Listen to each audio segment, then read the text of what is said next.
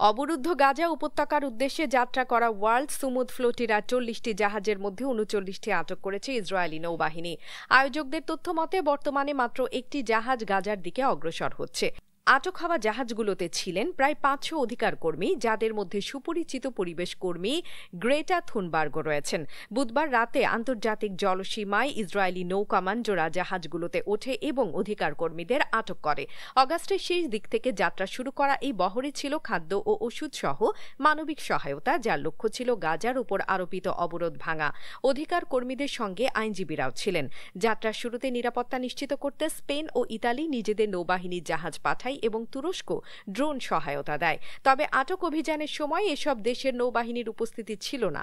তুরস্কের পররাষ্ট্র মন্ত্রণালয় ঘটনাটিকে সন্ত্রাসী হামলা আখ্যা দিয়ে নিন্দা জানিয়েছে। জাহাজে স্থাপিত ক্যামেরার লাইভ ফিডে দেখা গেছে অস্ত্রসজ্জিত ইসরায়েলি কমান্ডোরা জাহাজে প্রবেশ করছে, আর যাত্রীরা হাত উঁচু করে আত্মসমর্পণের ভঙ্গিতে দাঁড়িয়ে আছেন।